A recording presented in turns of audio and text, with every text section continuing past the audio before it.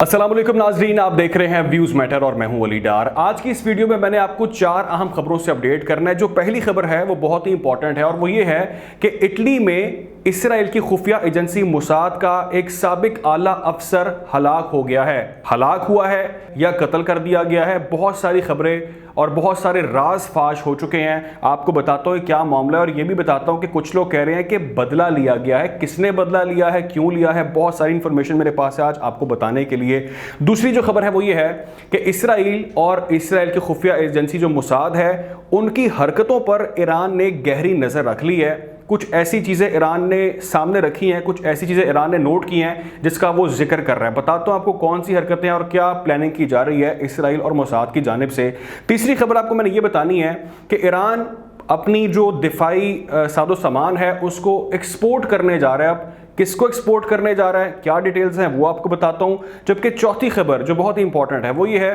कि ईरान और तालिबान के दरमियान मुज़ाकरात होने जा रहे हैं। ये मुज़ाकरात क्यों हो रहे हैं, इसके पीछे एक कहानी है, एक मामला है, वो भी आपको जल्दी से मैं एक्सप्लेन कर देता हूँ। बात करते हैं नाज़रीन पहली खबर की, वो ये है कि इटली के अंदर मोसाद यानी कि इसराइल की जो खुफिया एजेंसी है उसका एक साबिक आला अफसर वो हलाक हो गया है। ये मामला बहुत ज़्यादा वहाँ पर जो है इस वक्त डिस्कस किया जा रहा है। कुछ राज जो है वो फाश हो गए हैं और ये हलाकत का जो मामला है ये अब उलझता जा रहा है क्योंकि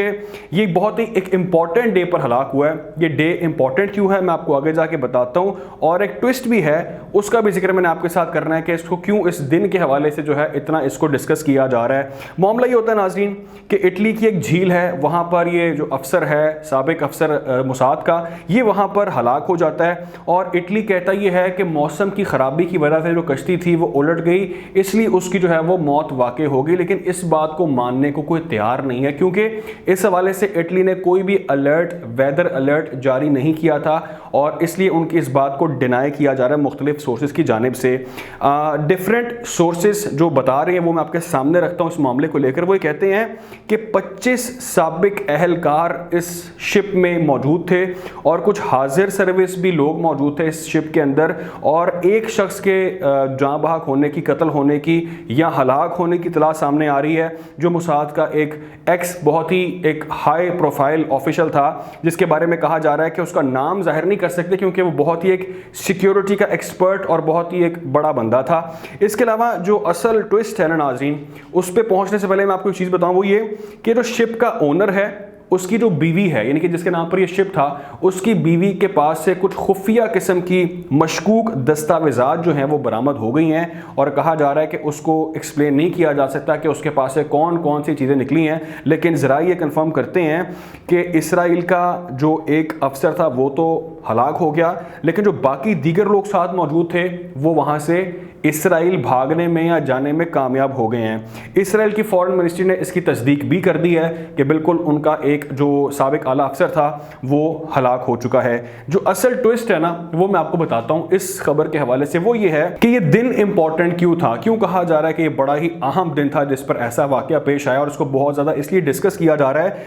क्योंकि इस दिन जिस दिन ये वाकया पेश आता है उस दिन बरसी थी। किस शख्स की बरसी थी, किस शख्स की डेथ एनिवर्सरी थी, ये थी सरदार सयाद खुदाई। ये सिपा कुद्स के 2nd ब्रिगेड जनरल थे और कहा गया कि इनकी मौत का बदला हर हाल में लिया जाएगा और नहीं छोड़ा जाएगा इनके कातिलों को। तो कुछ लोग इस दिन को उससे रिलेट कर रहे हैं कि शायद इस दिन की मुनासबत से ये अनाउंस किया गया है, इनडायरेक्ट मैसेज दिया गया है दुश्मनों को कि हमने इस मौत का बदला आपसे ले लिया है, आपके टॉप जो लीडर थे, जो आपके टॉप एक्सपर्ट थे सिक्योरिटी के, उसको मार कर। अच्छा, दूसरी खबर मैं आपको जल्दी से बताता हूँ, वो ये है कि ईरान की वजारत खारजा ने कहा है कि हमारे जो इदारे हैं, तमाम तर इदारे जो हैं वो इसराइल की हरकतों पर उकाबी नज़रों से निगरानी कर रहे हैं। यानी कि जो कुछ भी इस वक्त इसराइल और इसराइल की खुफिया एजेंसी मोसाद प्लान कर रहा है, हमारे खिलाफ जो हथकंडे इस्तेमाल कर रहा है, वो हमसे छुपे नहीं है। हम सब कुछ जानते हैं कि आप कहाँ पर क्या कर रहे हैं और आलमी बरादरी जो है वो इसराइल से अब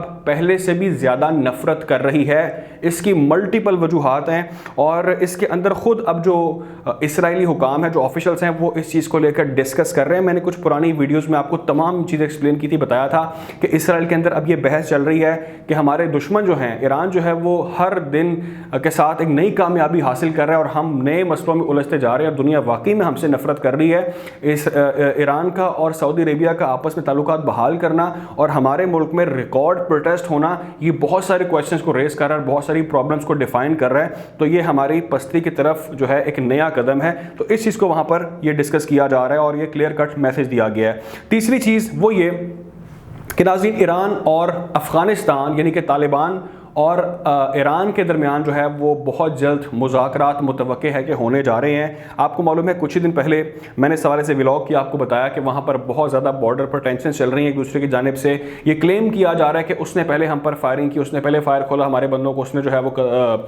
جہاں بہا کیا، لیکن یہاں سے کہا جا رہا ہے کہ نہیں، افغانیوں نے پہلے جو ہے وہ اٹیک کیا۔ تو بہت ساری چیزیں ایک دوسرے پر بلیم کی جا رہی تھیں اور ٹینشنز بڑھتی جا رہی تھی۔ اس کو کام ڈاؤن کرنے کے لیے ایرانی وزیر خارجہ نے کہا ہے کہ طالبان کے ساتھ جو مذاکرات ہے اس کا راستہ اپنایا جائے گا، ڈسکس کیا جائے گا معاملات کو، اور جو بیرونی طاقتیں ہیں جس کا میں نے پہلے بھی ذکر کیا تھا، جو چاہتی ہیں یہاں پر حالات خراب کرنا، یہاں پر ایک انریسٹ کریٹ کرنا، وہ ان کی کامیابی ہو جائے گی اگر ہم نے آپس میں کلیش کو بڑھاوا دیا۔ ہمیں بیٹھ کر مسئلوں کو سالو کرنا ہے، معاملات ہمیں حل کرنے ہیں، کیونکہ آپ کو پتہ ہے کہ کون سی بیرونی طاقتیں ہیں جو چاہتی ہیں یہاں پر جو چائنا ہے وہ اپنے